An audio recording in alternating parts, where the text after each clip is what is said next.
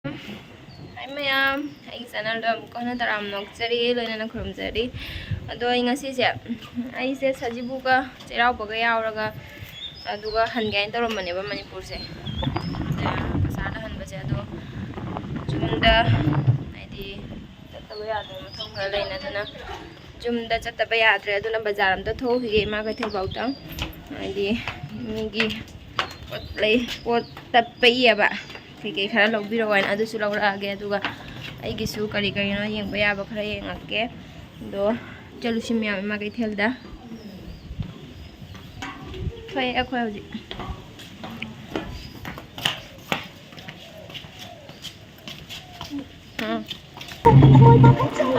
la chale ni khong na chatlasu nang nai yaba mamang khong na chatlasu jai do ngasi gari no na lai anu sa sa yaba yana samu mama macha sida building ama laire asondasu ama laire sondasu ama laire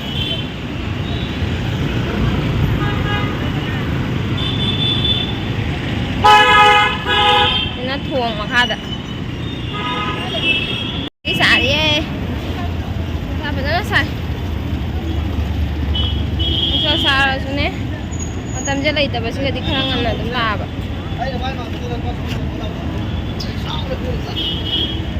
haidoraga mung sonda building ama sonda su building ama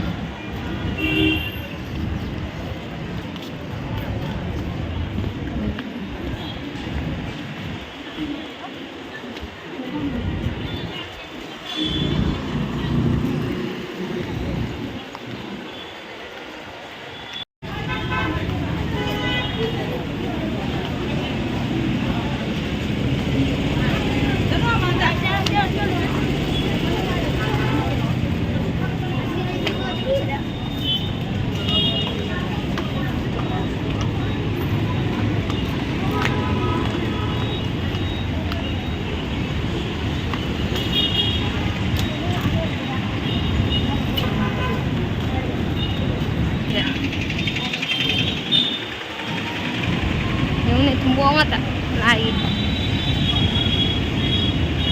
ngao re he ai đi tu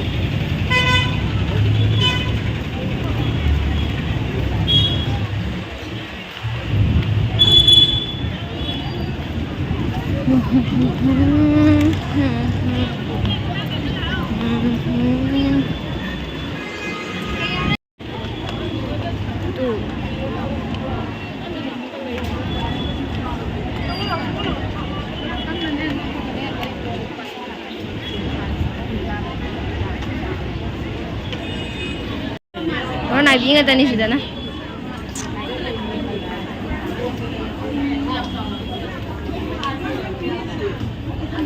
nama này bị cái ani dulu sih bu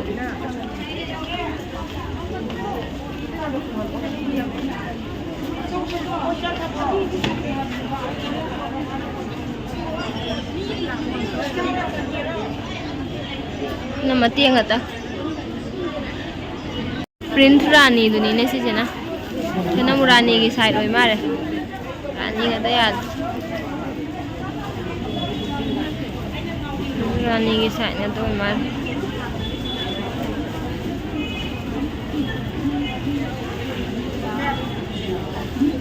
askem pizza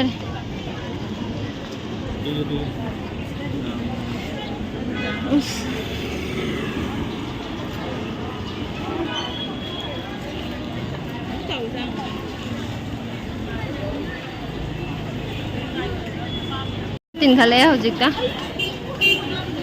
khoi lại da pung baro da ninga lemne ba hojik jong thenge sanda tar ron thi adai di kote kolu khan bada video gam da la hodre ai yum da yaura ga ne kai kai laurai ba do yang halage ko myam da as kai im da video ga laudre ngau ba da si as khan bada pot khan bada kai im da laurak tre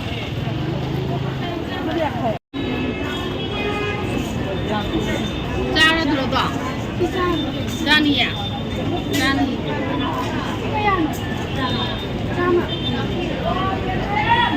Ani Ani ka lauro. Ani ka lauro ani ka. Ama tu na khara chawi se khara chaw ko lei ba jong.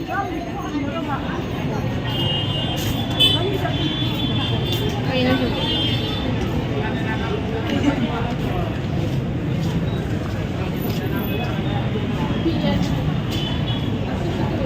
Pikan ni. Ama tu na chaw doi ni. Asiga ki ne adu ga mu chaw doi ba han do na thoi di pong ma chan pi. Ama ga. Chaw ga da du na. Cha ra ni moi ni ma chan. Khoai dai chaw ba ma khal lo. Nong la sa re ne. Nong la sa re. Tham ko ja ge na ma tham ko ja ge. Photo cao cái tình này, rồi nó xí mayam xí mà xí cũng bận cái tao rồi này,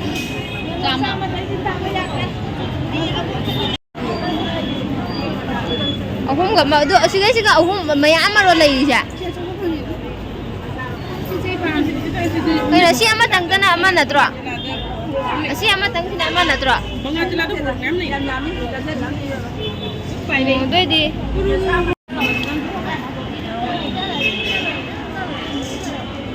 Cái gì vậy nè? Cái gì vậy tụ? Ini mah. Nó gì đâu tôi gọi. Xe lại.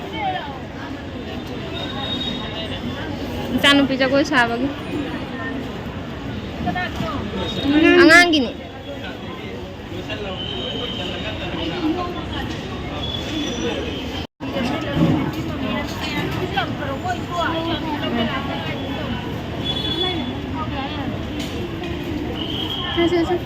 Bây na linh đâu rồi cái nào cả bộ kì hay là cái đó chừng chừng ai vậy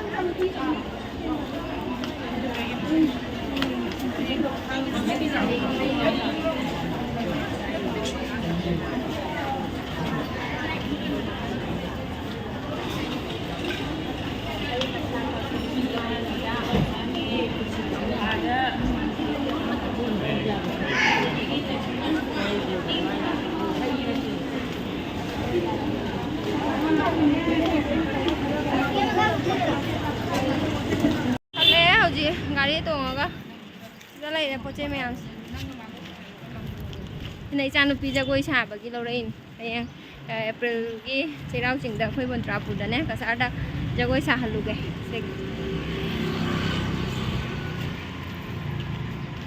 ado room da yoraga mu yang hala ge ko kai kai no do sando ga phajana phajabra sum yam happy ro sida lai ra ina lorok podo asi puri che ko ina mama gi ne ba ko sina mama gi chalak bani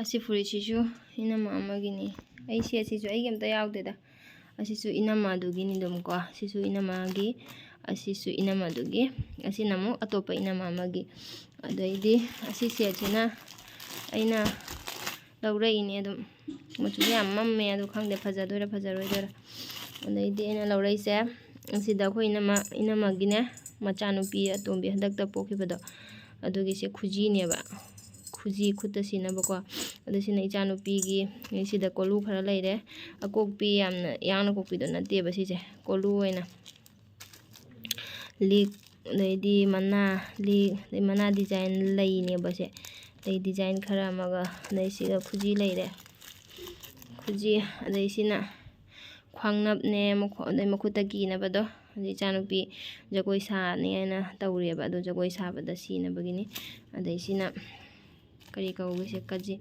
kainom hai le jeng hai bane khoya da de do se kai hai ba khang de do sina masam da napna bagi asemaga asitane ena lorei se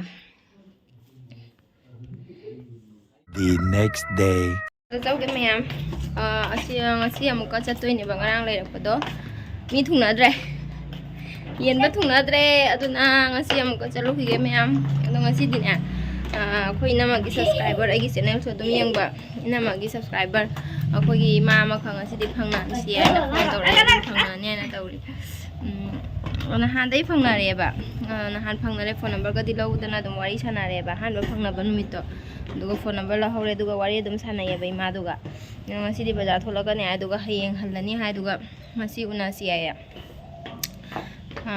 aduga haibdo adu suna doini ima so ada ngai dana leire aya akoi hajik thoe ai je second noirani marang satpado photo leibadusu ina jange pot mayam amagi loi lawbanina daidi ngasi su jo marang gi na thungna dreba olu do khara lawba aduna kamu ni so tai su pam lawro haina habdu di lawba adusu lawru ge aina chalini myam bazar da Ema Keithel da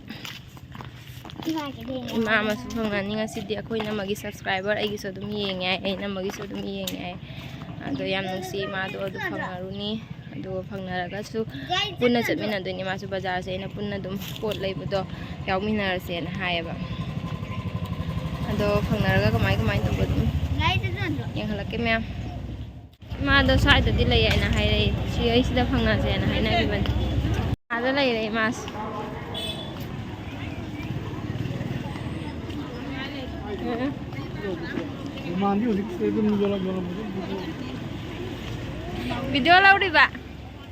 video lauri ba ima phangna bagi memory oina ba sida lei rei ma si ngai na lei ram nga sai da ki lo bada ima ga puna chatmina re ngasi aska mama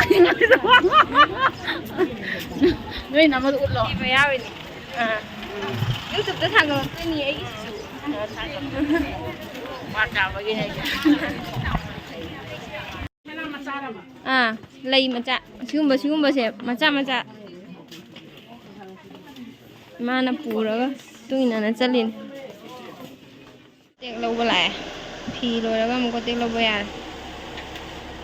che dukan che nei tuina mo su ko tek siram mo si de mo sina si ni ko lei di ko tek lei de ra lei as ai se te fa do e halle manu sibin mani padala ga mani pula phang sai line sai na nang sin no ma tiang na di ko pe khalle bo na han de thing na ma khar ba yang ma line na di cha le doi na tam i chan i ma na ngo na po ra to le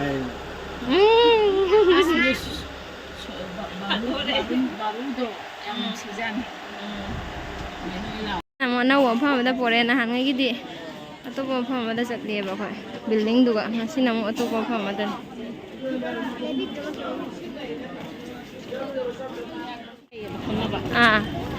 ai nei na magi nei ni pode blue gi ne ba ai na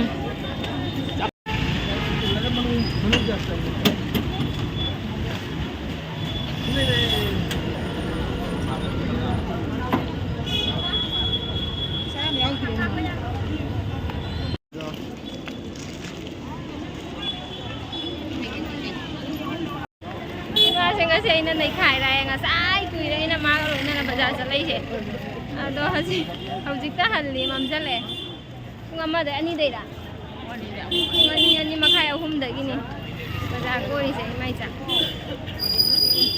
aja khoi rum da chatoin si mama na pu bi rai ne ong ne ina maga ai ga gi one ply hai ra one ply matek ama phajaba na machu ji yam pamjare yong ne mama na pamjabra hai mama di pamjai yam hai pamgani machu je nang na thuna chani du da ne ai nang to khalan ge to ba satang ha jala ko la ko ne ba ai ai yo na ba tham ne ba ai ji pi ka dum yo le ba tina magi video da yang ba da dum khangnari ne ba mama se yam phai yong ne nusidre yong akhoi fi ga bubira lai ai ge ma akhoi na magi ma bazar da chatpada phangnari ne ba mama se akhoi video yeng ba da ina magi video yeng ai adai dum khangna ba adai dum tina rai ne ba ai dege nusi be pi ni kasari mi si yam nusi ba mama na Tây cái hay này. Kuilabane ba mas thengna phone number che sum leidana. Thining sum bai tare. Angan ni jam si bai tare. Sunu ga ba ka no ga do. Paru ga da. Paru ga si paru pura hanu bagi tap tawe.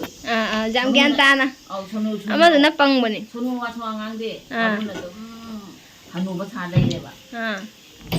Ini ta sunu ga sum tawo do. Si bai tare. Ama sa su ngam de ho jima. Oh, the ima ga baba ta ga sum mo no lu no taw de do. Sum si bai tare ni. Yam nu si. Nui na mai mo mo taw so ina sum si ja bai tare. Ina gwati ja ni sali do. Phone do. Bafam do airport me ane ko lei disu. Royal School level do khambra. Khang de moi do kahi kuchi de ni. Kai ku chi ka airport la. Airport manak de ni. Airport tu den lai ga di pau khna di khanga dra. Airport te phano bara ba cha tuk mu lo ko sali do. Ma do di la pi nang do. Hai dai ko kha lei de na mo. La pi do di nang do. Mai do airport de nang ne. Down hospital do. Ba kun bo bhara wa ma moi. Sai bo thindo pi ra me. Man me video he ya de. Nangi kanu se. Khau pia bu lumba import ke ya pake khanja ba ina. Baza cha ba pu ba gi ko. Mama le ho Bye bye. Bye bye. Le ho ra mama. Mama se thindo pi ra me ba se main road chibo ko gali chang ba sina ne. Makok se ngau ra ne na. Do me ai video se me matang se lo sinjarage. Bye bye.